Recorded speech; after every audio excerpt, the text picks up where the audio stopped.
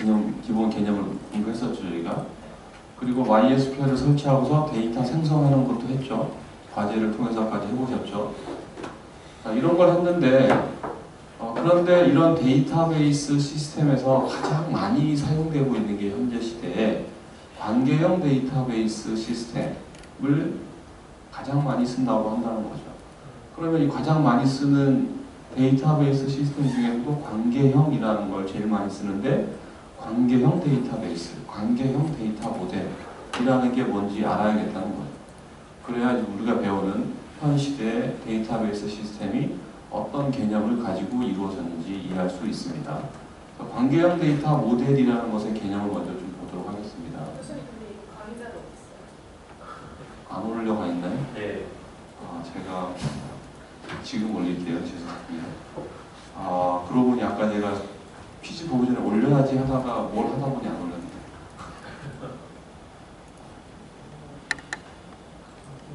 좋은 지적 아주 감사합니다. 알겠어.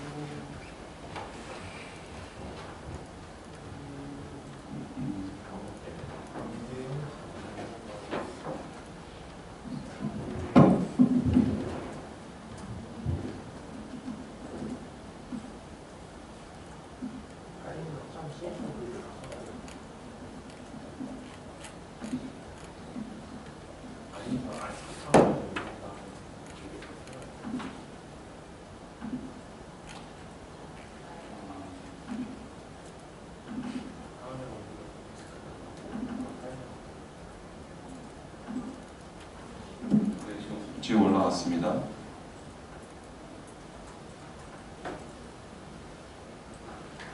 파일을 열어보는 시간이 있을 테니까 잠깐만 기다려드리죠.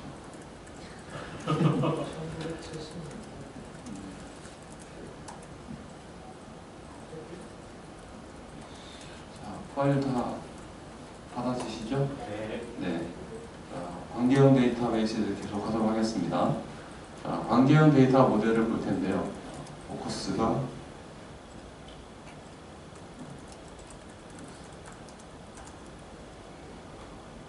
관계형 데이터 모델이라는 것은 여기 에드가 프랭크 테드 커드라는 사람이 1970년에 발표한 논문과 관련됐어요. 논문으로 정리해서 발표를 했습니다. 이 사람이. 테드 커드라는 이 사람이 Relational Theory라는 것을 발표했어요. 논문으로. 거기에 나오는 게 이제 관계형 대수학, 관계형 대수, 관계형 데이터 모델 뭐 이런 것들을 쭉 정리해서 발표한 거죠. 논문으로. 그래서 이 사람이 발표한 이 이론적인 업적 위에서 그 이론에 기반해서 회사들이 데이터베이스 관리 시스템이라는 소프트웨어를 만들기 시작했어요. 만들어서 이론의 기본을 뒀기 때문에 굉장히 탄탄하고 안정적인 소프트웨어를 만들었겠죠. 그래서 관계형 데이터베이스 관리 시스템으로 가장 대표적인 것은 우리가 이미 봤지만 오라클사가 만든 오라클 DBMS, 우리가 실습 이원학기 하는 MySQL이라는 게 있습니다. 그 다음에 IBM에서 만든 DB2라는 게 있어요. DB2는 여러분이 최근에 듣거나 사용해 본 적이 없을 텐데 이거는 예전에 금융기관에서 굉장히 많이 쓰는 거고 지금도 많이 쓰고 있습니다. 금융기관에서는. 즉 대형 데이터베이스 시스템에 주로 쓰여요. 그 다음에 마이크로소프트가 만든 SQL 서버, 마이크로소프트 액세스. 이 액세스도 관계형 데이터베이스에 속하는 거예요. 이런 게 있고 여기에 적지 않은 굉장히 많은 것들이 또 있습니다. 그것들이 다 기본은 이 관계형 데이터 모델에 기반을 두고 있어요. 현재 가장 많이 쓰는 게 관계형 데이터베이스 시스템, 관계형 데이터 모델인데 그 사이에 얘가 한 번 나오고서 70년대 나온 다음에 아무런 적수가 한 번도 나타난 적 없고 혼자 쭉 간 게 아니에요. 있어요. 적수가 나타났었어요. 네. 여러분이 프로그래밍 언어 배울 때 객체형 프로그래밍 언어 배우셨죠? 자바, C++ 이런 게 오브젝트 오리엔티드 프로그래밍 랭귀지죠. 원래 처음에 이 오브젝트 오리엔티드가 나온 게 아니었죠. 그 전에는 절차 지향형 또는 구조적 프로그래밍 기법이라고 불렸던 프로그래밍 기법이 각각을 갖고 있다가 객체 지향형이 나왔어요. 그래서 오브젝트 오리엔티드라는 게 한번 광풍처럼 이 IT 소프트웨어 업계를 휩쓸고 지나갔어요. 그때 DBMS 쪽에 데이터베이스 분야에도 객체형 데이터베이스 관리 시스템이 등장합니다. 안 나왔던 게 아니에요. 그래서 굉장히 수도 없이 많은 논문들과 실제 개발과 이런 게 이루어졌어요. 근데 그게 시간이 10년 이상, 20년 이상 흐르면서 객체형 DBMS를 쓰는 쪽은 쭉 가라앉고 관계형은 여전히 우뚝 섰어요. 계속 버티고 있다는 거죠. 그나마 현재 수렴되는 건 관계형을 그냥 쓰든가 관계형에다가 객체 개념을 좀 가져다 쓰는 객체 관계형 데이터베이스 시스템 이런 건 있을 수 있죠. 하지만 대세는 관계형 데이터베이스 시스템이 주로 쓰입니다. 얘가 이론적으로 굉장히 잘 정립되어 있어서 그래요. 그 밑에 관계형 티어리라는 게 관계 대수가 정리가 잘 되어 있기 때문에 굉장히 안정적인 거고 이론이 바닥에 잘 깔려 있으면 뭘 할 수 있냐면요. 그 위에 뭔가를 추가로 얻는 게 쉬워요. 바닥이 튼튼하니까. 얻는 게 쉽고 그 기반 위에서 뭔가 좀 더 좋은 걸 만드는 최적화라는 작업. 수학적으로 안정적인 거는 그 위에는 뭔가 계산을 하든 알고리즘적인 걸 해서 최적화할 여지가 많이 생깁니다. 근데 이 밑바탕에 이론이 없으면 무언가 최적화한다는 게 증명할 수가 없어요. 즉 주먹구구식이 돼요. 쉽게 얘기하면.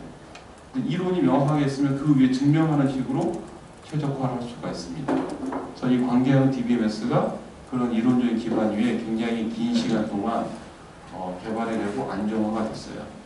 성능도 굉장히 많이 발전돼요. 얘를 이기는 애가 없었던 거죠. 나타났다가 밀려난 거죠. 계속 얘가 대세로 자리 잡고 있습니다. 자, 관계형 데이터베이스를 이해하는데 이제 간단한 기본적인 용어를 몇 가지 볼 텐데 이게 지금 데이터베이스의 특정 시점의 상태 값을 보여주고 있는 거죠. 데이터베이스 상태 용어 기억나시나요? 특정 시점의 데이터베이스가 가지고 있는 값들을 상태라는 그런다 그랬죠. 여기에 스튜던트라는 테이블이 있고 이 스튜던트 안에 이름은 스미스와 브라운이 두 명의 레코드가 있죠 지금. 또 한 가지 예를 들자면 prerequisite이라는 게 있네요. 그래서 어떤 교과목이 사전 과목이다, 사전 이수 과목이다 해서 세 개의 값이 있죠. 그러니까 이런 식으로 실제 레코드 값을 가지고 있어요. 이게 데이터베이스 상태예요. 특정 시점에. 제가 목소리를 조곤조곤 해서 졸릴 수 있다 그랬죠. 거기에 몸을 그냥 맡기는 이런 행위를 하시면 안 됩니다. 제 목소리는 조용조용하지만 여러분의 정신은 널뛰어야 돼.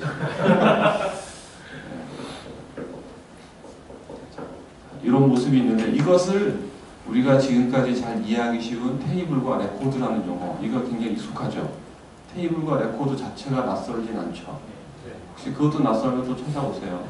그 용어를 가지고 관계형에다 적용하면 어떻게 되냐면 얘가 전체가 테이블이었죠. 스튜던트한 테이블. 이걸 관계형 데이터 모델에서는 릴레이션이라고 불러요. 릴레이션. 그 다음에 요 레코드 한 개 있죠. 이거를 레코드 또는 행이라고 불렀던 걸 관계형에서는 투플 또는 터플이라고도 발음합니다. 영국 다르고 미국 다르니까. 투플, 저는 이제 투플을 더 선호해요. 투플이라고 부르고.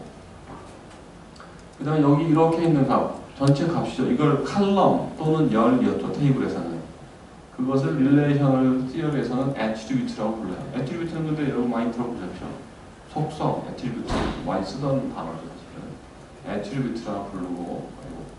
그래서 릴레이션, 투플, 애트리뷰트 세 가지가 관계형 데이터 모델에서 뭔가 데이터와 관련돼서 가장 흔하게 쓰는 수도 없이 등장하는 용어예요.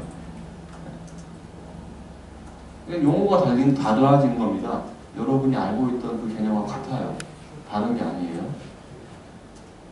자, 그 다음에 용어로 이제 더 알아야 될 게 도메인이라는 게 있어요. 이것도 이미 여러분이 대충 감을 잡고 있는 걸 텐데 앞에 나왔던 그 특정 릴레이션의 애트리뷰트가 좀 아까 봤죠? 릴레이션이 있는데 그 중에 애트리뷰트 하나 있죠. 즉 특정 속성 하나가 가질 수 있는 모든 값들의 집합이에요. 얘가 가질 수 있는 값들의 집합, 범위를 다 통칭해서 도메인이라고 불러요. 그래서 도메인의 예로 전화번호 같은 경우는 11자리의 숫자들로 이루어져 있죠. 11자리의 숫자 집합. 이게 하나의 도메인이 될 수 있고 이름은 이름의 집합이니까 아마도 문자열이겠죠. 도메인이 문자가 될 겁니다. 문자열. 그다음에 사원의 나이는 회사에 취직한 사원은 절대 15세 이하는 없다. 15세가 넘고 80세가 넘는 사람도 있을 수 없다 하면 값의 숫자이고 값의 범위는 15에서 80까지. 이게 도메인이 되겠죠.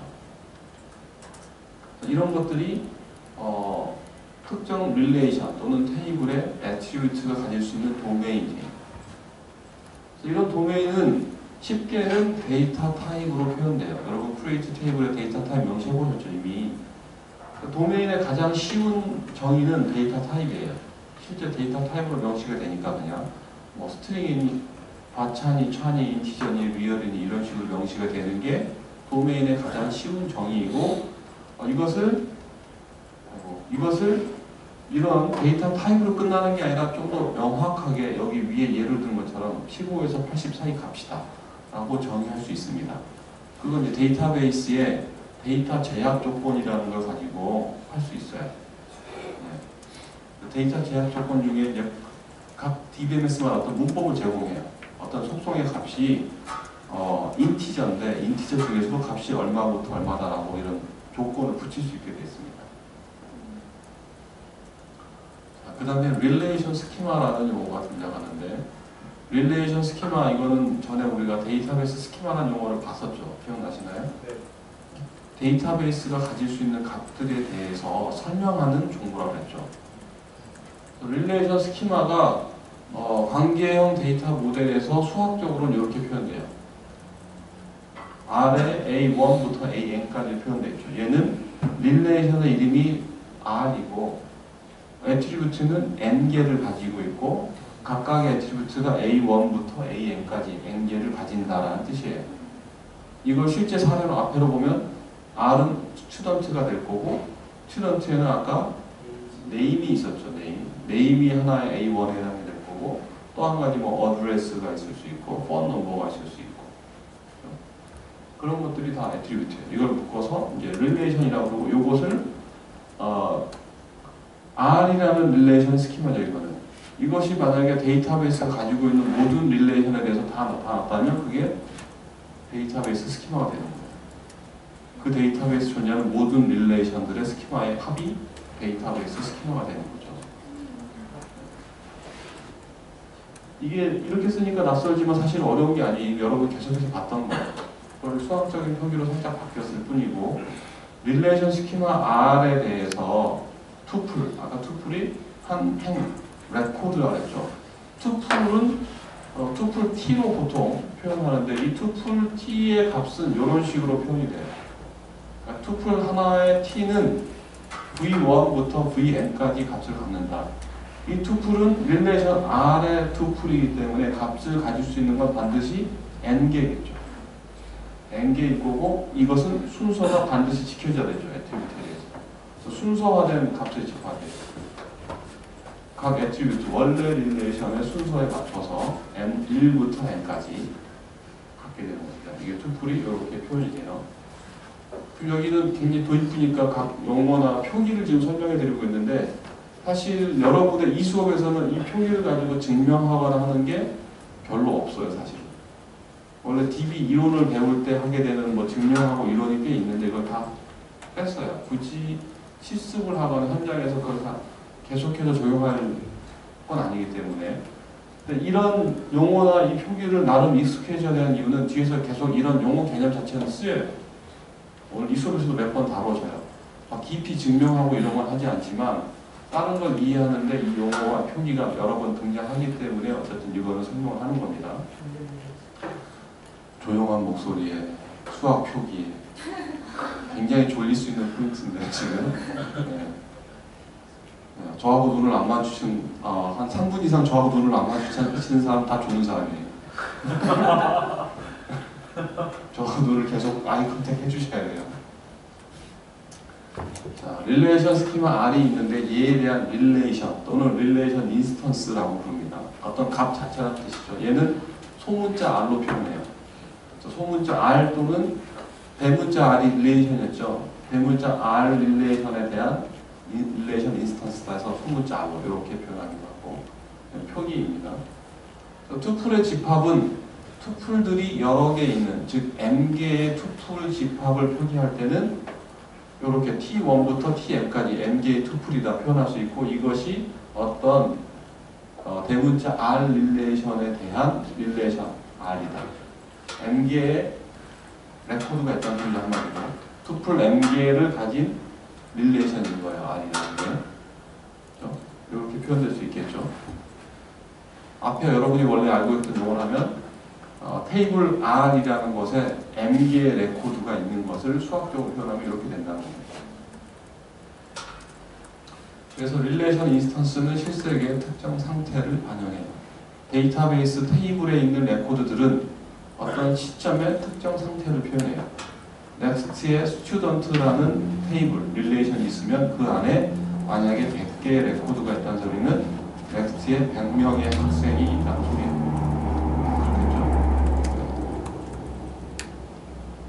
관계형 데이터 모델의 앞에 개념, 간단한 용어들을 쭈르르 훑어봤어요. 어려운 게 없죠. 그렇죠? 이름이 났을 뿐이지 어려운 게 하나도 없어요, 사실. 자, 관계형 데이터 모델의 데이터 제약 조건을 보도록 하겠습니다. 그래서 무언가에 제약하는 조건은 관계형 데이터에서 가질 수 있는 그 데이터들의, 즉 릴레이션 인스턴스들이 반드시 만족해야 되는 어떤 조건이에요. 만족해야 되는 조건이니까 어떤 제약을 가하는 거죠, 데이터에. 데이터베이스에 있는 테이블의 레코드들이 만족해야 되는 조건이에요. 여러분이 이미 알고 있던 용어로 쓰자면.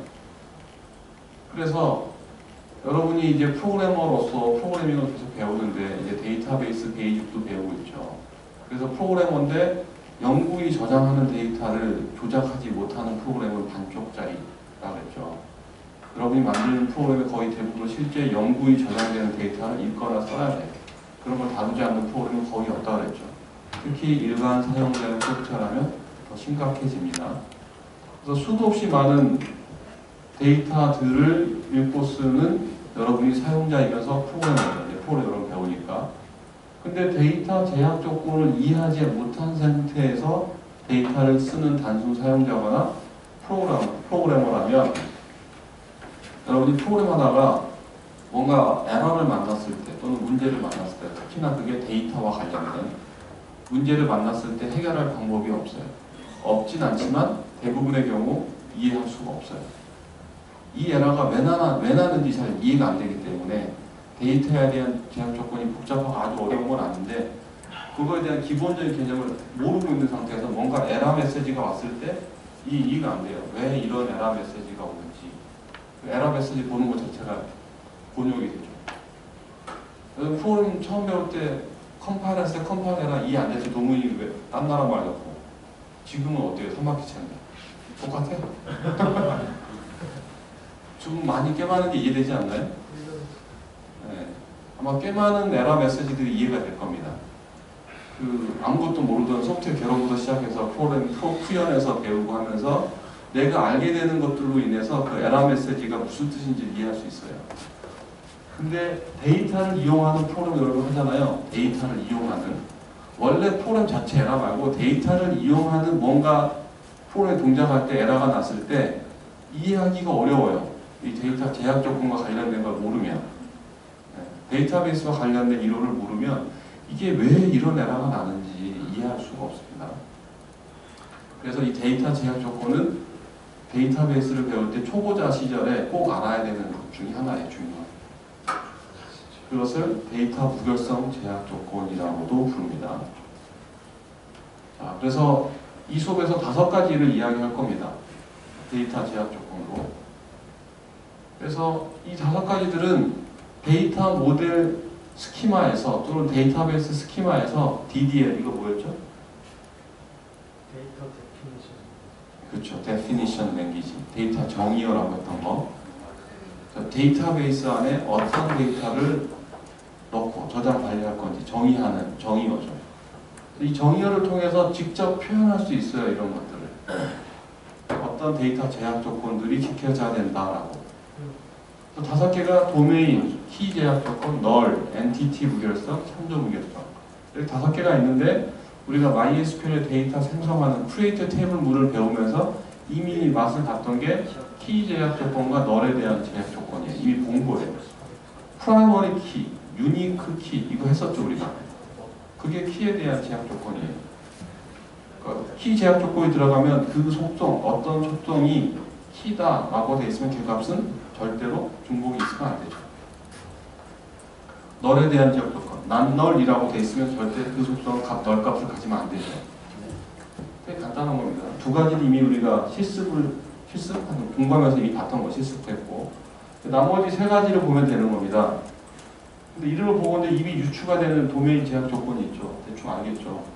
볼게요. 도메인 제약 조건은 앞에 도메인이라는 개념을 공부했었죠.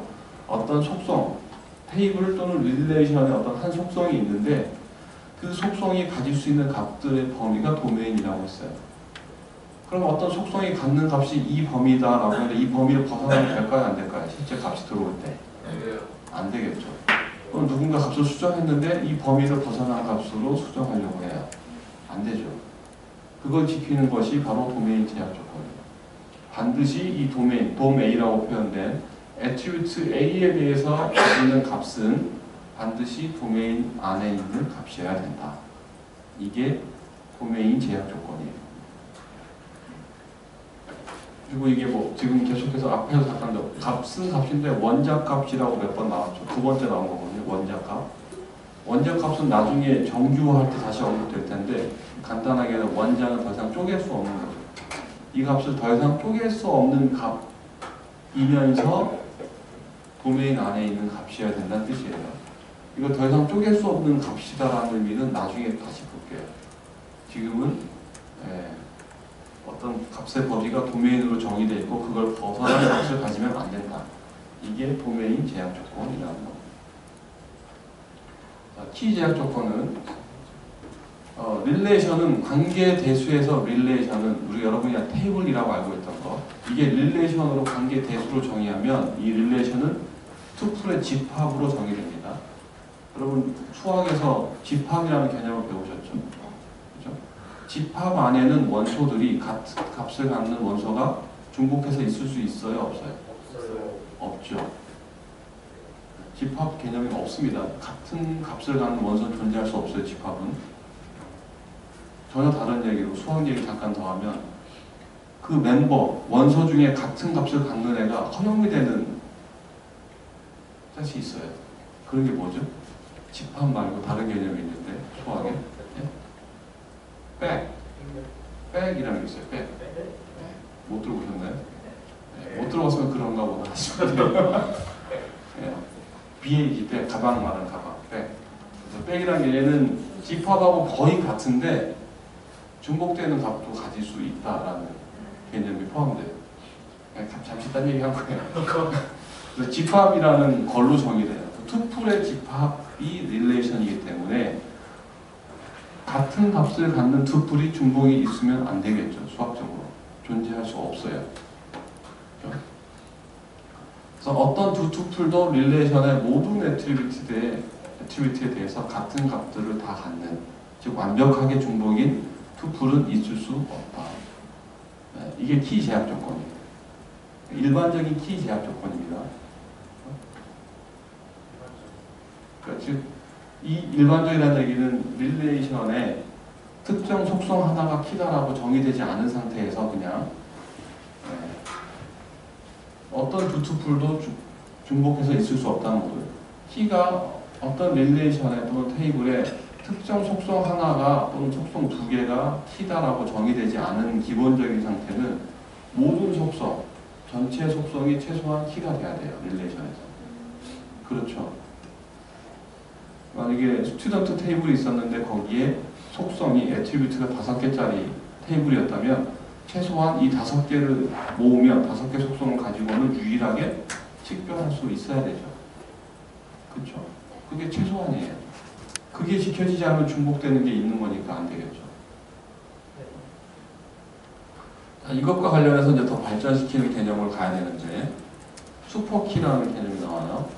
이 슈퍼키는 릴레이션 R의 투플들을 고유하게 하나하나 식별할 수 있는 애트리뷰트를 의미해요. 그래서 예를 들었던 스튜던트에는 그 스튜던트의 넥스트 학생이 예를 들어 100명이 있다고 합시다. 100명의 학생을 유일하게 식별한, 고유하게 식별 가능한 속성은 뭐가 있을 수 있을까요? 아이폰, 학번, 주민등록번호, 전화번호, 텍스트 이메일 주소. 이메일 주소. 전화번호는 그 핸드폰 주소라고 하면 말이 되겠죠. 집 전화번호면 같이 사는 사람은 구별이 안 되니까. 지금 얘기했던 4가지 정도가 나왔죠. 이것들이 넥스트 학생들을 고유하게 식별 가능한 속성들이에요. 아까 하나만 있어도, 그죠? 하나만 있어도 고유하게 식별할 수 있어요. 걔네들은 다 슈퍼키가 될 수 있어요. 고유하게 식별할 수 있으니까. 투플들을. 근데 여기 이제 한 가지 질문 더 할게요. 넥스트 학생, 스튜던트 테이블에서 이 사람의 학번을 알아요. 학번 애트리뷰트하고 그리고 이름 애트리뷰트 두 개를 합쳤어요.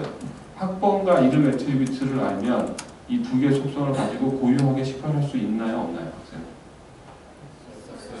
당연히 있죠. 학번만 알아도 되는데 이름까지 아는데 당연히 알죠. 그러면 이 두 개의 속성은 슈퍼키일까요? 아닐까요?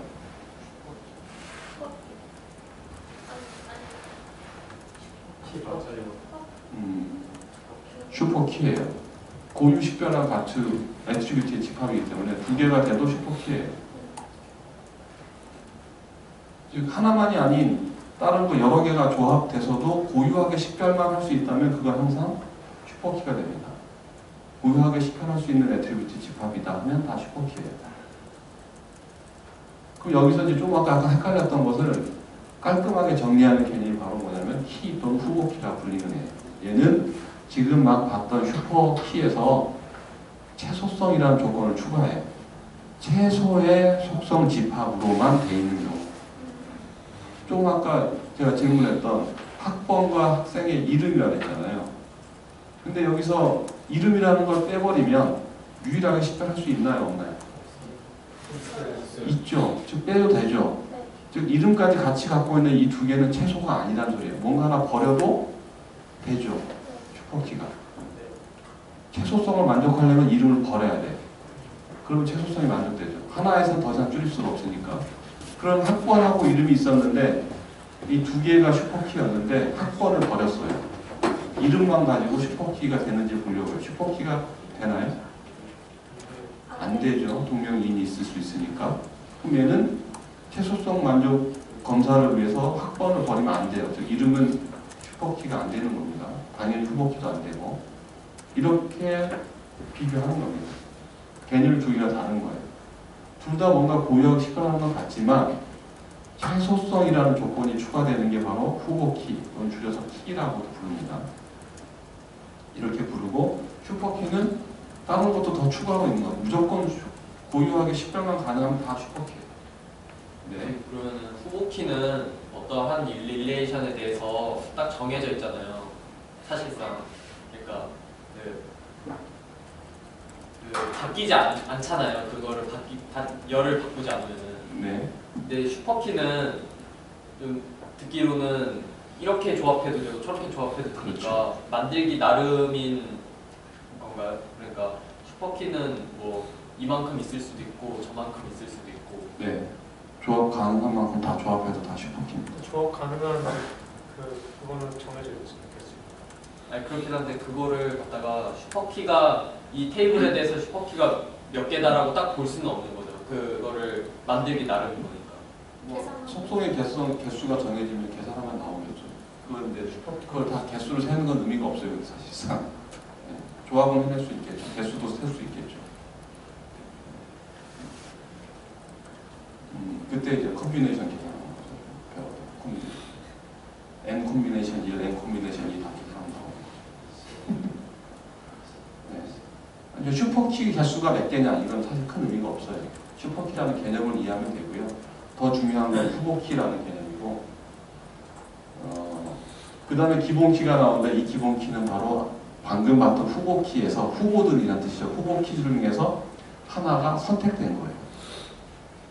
선택돼서 너를 후보키 중에 너를 이 릴레이션의 기본이 되는 키로 쓰겠다라고 간택된 거죠. 왕의 아들로 태어난 왕자는 맞지만 그 중에 왕이 되는 황태자는 한 명만 선택되죠. 그런 것처럼 이 릴레이션에서도 후보들이 많은데 그 중에 기본이 되는 키로 선택되는 한계예요. 그럼 앞에 우리가 예를 들었던 스튜던트가 있었잖아요. 넥스트 학생이라고. 그 스튜던트의 후보 키가 될 수 있는 것들이 아까 여러분 얘기한 게 4개가 있었던 거 사실상. 그죠? 그럼 그 중에서 기본 키로는 뭘 선택해야 될까요? 학번. 다른 의견은 없으세요? 주민번호. 주민번호. 2개? 다른 의견을 가지신 분은 없어요?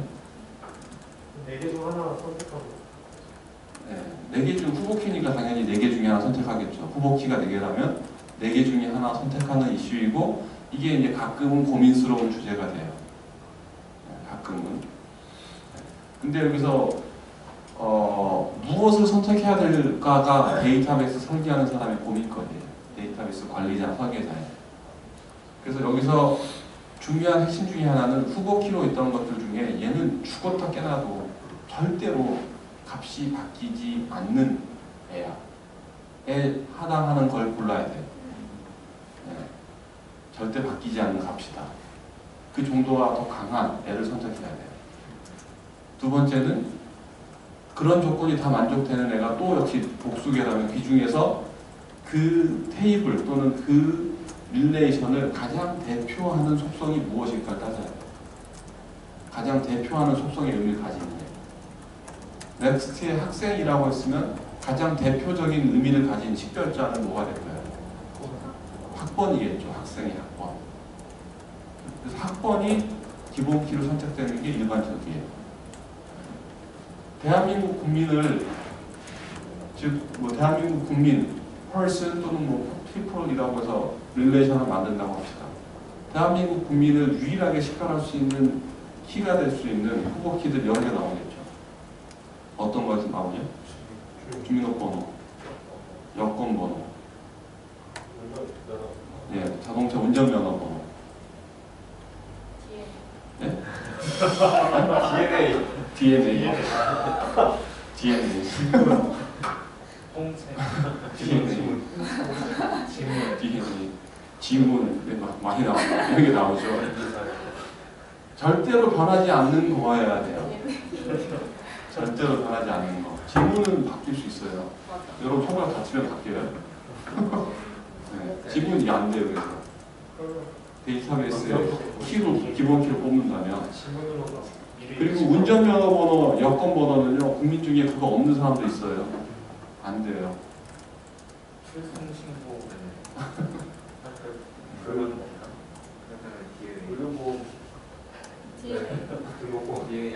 의료보험 등록번호. 네. 반드시 있는 모든 국민이 반드시 가지고 있는 값이고 절대 바뀌지 않을 값이어야 돼요.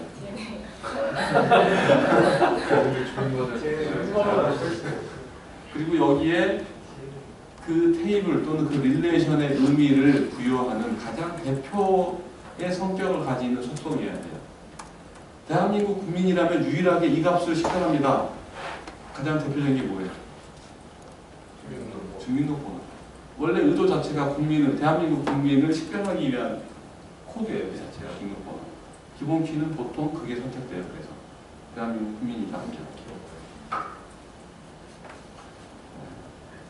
그래서 지금 슈퍼키, 키, 또는 후보키, 기본키 세 가지를 본 겁니다. 그래서 데이터베이스 초보자가 배울 때 이 개념을 잡을 때 첫 번째 잘 잡아야 되는 게 데이터, 제약 조건, 그리고 키에 대한 개념이에요. 이해되시죠 이제? 네. 슈퍼키는 근데 왜 만드는 거예요? 얘는 고유하게 식별 가능한 애트리뷰트다라는 이 개념을 먼저 딱 잡기 위해서 등장한 개념인 거고요. 그 중에 최소가 아닌 것들은 버려. 사실 중요한 건 후보키였어요. 키라는 거. 그러니까 그걸 정의하기 위해서 앞단에 개념을 정의한 거죠. 이게 개념적인 정의지 막 그 실제 활용도가 높은 게 키는 아닌 거죠. DBMS에서 막 정할 수 있는 건 아니에요. 슈퍼키 정해서 어디다 쓰겠어요? 굳이 정하진 않아요. 나중에 여러분은 많이 다르지 않겠지만 이론적인 증명을 하거나 할 때 뭐 그 개념을 가져다 쓰긴 하지만 이걸 많이 활용하고 하는 개념입니다. 후보키와 기본키라는 걸 도출하기 위해서 정의된 개념으로 보시면 돼요. 선생님 근데 프리머리 키인가 그거가 기본 키랑 동의어예요? 아, 네, 좋은 질문 감사하고요. 기본키가 바로 프라이머리 키예요. 프라이머리 키요. 번역하면 기본키예요. 유니크 키는 네? 유니크 키는 유니크라고 전에 그 MySQL 크리에이트 탭에 나왔던 건 바로 후보키에 해당이 돼요. 유니크라고 하는 거. 유니크 키가 바로 후보키에 해당이 돼요. 지난번 크리에이트 테이블 MySQL에 보면 프라이머리 키이거나 유니크라고 정의했잖아요. 네. 여기다 유니크라고 쓸 수 있다는 얘기 제가 바로 후보키라는 얘기예요. 그 테이블에서.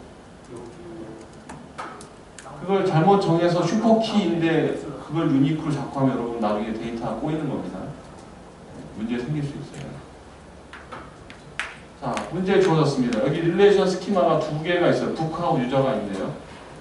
자, 북에서 여기서 후보 키와 기본 키를 한번 뽑아보세요. 토론입니다. 이거. 전체 토론이라고. 뭐가 후보 키고 뭐가 기본 키가 될까요? 먼저 북부터 가봅시다. 북. 책 번호가 일단 기본 키고 제목은 후보 키가 될 수도 있을 것 같아요. 제목이 후보 키가 될 수도 있다. 제목하고 출판사를 출판사는 뭐 합쳐가지고 후보 키.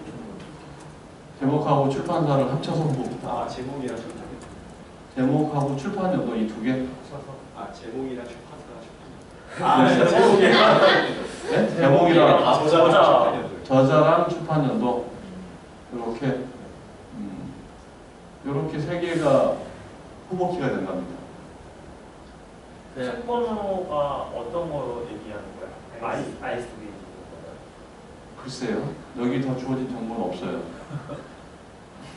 이거 토론을 통해서 정하면 돼요. ISBN도 적어놓은 책 번호가 여기 책 번호가 책 번호가 그냥 그 뭐 서점이나 거기 데이터베이스에 저장되어 있는 순서 같은 책 번호라고 막 돼 있는 거. 이걸 지금 우리가 인터넷 도서 쇼핑몰을 만들 거잖아요. 여러분이 인터넷 도서 쇼핑몰 프로그램 만들 거잖아요. 거기에 들어가는 데이터 생각하시고 이걸 그 데이터베이스에 번호 하나씩 일련번호를 붙인 책 번호다라고 보셔도 될 것 같아요. 네, 오토 인크리먼트로 해서 내 도서 쇼핑몰에서 책 번호 이거로 돼. 이게 ISBN이라고 명시적으로 안 돼 있으니까 그냥 일련 책 번호로 보실 수 있을 것 같아요.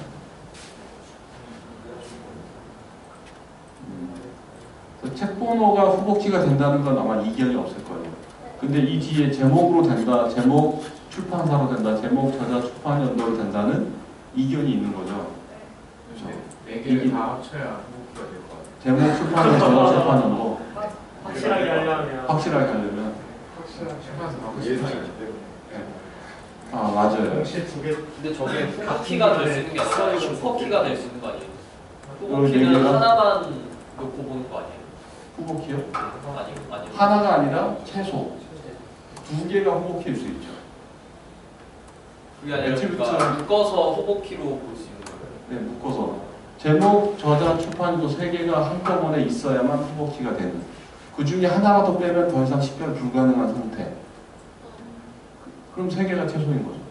근데 세빈군은 지금 네 개가 후보키라고 했다는 얘기는 네 개에서 하나라도 빼면 고유하게 식별할 수 없다라는 주장인 거죠. 네. 왜 그렇죠? 기가 막히게 출판사를 네. 바꿀 수도 있고 출판사가 갑자기 이름을 바꿀 수도 있잖아요. 네. 그런 두 가지라고? 출판사 내부에 싸움 나서 나가서 출판사 새로 차리고선 똑같은 저자와 똑같은 제목과 똑같은 연도에 출판을 한다. 예. 아니면 동시에- 출판사가 이제 회사 이름 바꾸고. 동시에 똑같은 걸 출판사만 다르게 같이 하고 동시에. 예. 이상한 저자죠. 출판사 두 군데 동시에 제목도 똑같고 저자도 똑같고 같은 연도에 두 군데 출판사 동시 출판한다. 그럴 수도 있겠네요. 그런 게 지금 우리가 사는 세상이 그런 게 가능하다 하면 네 개가 다 있어야 되는 거예요. 후보키가. 하나라도 빼면 후보키 안 되는 거예요. 그래서 이거는 지금 앞에 얘기했던 슈퍼키, 후보키, 기본키에서 그 키 개념. 키 개념은 실제 존재하는 데이터로 보는 게 아니고요. 그 데이터를 가져오는 현실 세계 있죠. 현실 세계에서 의미론적으로 따지는 거예요. 앞으로 그런 데이터가 생길 수 있어 없어를 따지는 거예요. 의미를.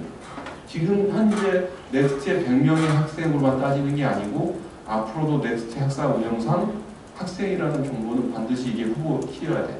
이렇게 의미로 따지는 겁니다. 데이터 레코드, 현재 있는 값으로 따지면 안 돼요. 그래서 여기는 책번호 후보키가 되고 이 뒤에 후보키가 뭐가 되냐는 사실은 어떻게 이 현실을 정의하냐에 따라 달라지는 거였어요. 세빈군처럼 생각하면 이거 다 있어야 되는 거예요. 아예 안 될 수도 있는. 아예 안 될 수도 있다. 네 개를 다 조합해도 절대 같은 거. 특별할 수 없는 경우가 있을 수 있다. 여기가 없다고 해도 만약에 다른 예제에서 네. 남아있는 걸 정도 쳐봐도 그거 가지고 좀 모르겠다. 이 네 개만 가지고 절대 식별할 수 없다. 그런 상황이 있다면 후보키도 아닌 거예요. 네 개를 합쳐도. 우리 현실 세계에 그럴 수 있는지 그런 예가 있는지 모르겠으나 그걸 이제 생각해야 돼요. DB 설계자, 데이터베이스 관리자는 그걸 따져보면서 토론하면서 정하는 거예요. 데이터베이스. 유저는 어떻게 될까요? 우리 고객이죠. 도서 쇼핑몰에. 여기에서 후보키 먼저 뽑아볼까요? 계정 하나가 후보키가 된다. 주민등록번호, 이메일, 세 개, 각각 하나씩. 둘 이상을 조합해서 되는 건 없어요? 이름하고 주소 이 두 개 애트리뷰트이면 후보키가 된다. 딸 첫째 딸도 이제 아빠와 아들이 이름을 알겠다. 아니 근데 보통 현실 세계에서 부모가 딸 두 명인데 이름을 같은 걸 지어주진 않잖아요. 근데 미국에서는 네, 미국에서는 이름 같이 짓는 경우가 있잖아요. 아빠 이름 똑같이 쓰는 경우. 시기여요. 아빠 이름 똑같이 쓰더라도 뒤에 뭘 붙이죠. 완전 똑같진 않죠. 한 집안에 3대가 사는데 할아버지랑 손자랑 이름을 같게 해주시는 그 정도야. 그럴 때도 보통 뭐 뒤에 붙이는데 생세라고 붙이는. 이름 똑같은데 한자가 다르다거나.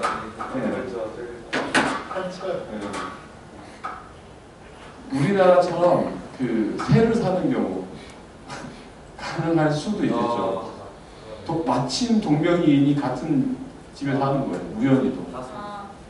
내지는 동명이인이 서로 모르고 살다가 우리 이름이 같네 해서 만났는데 너무 좋아.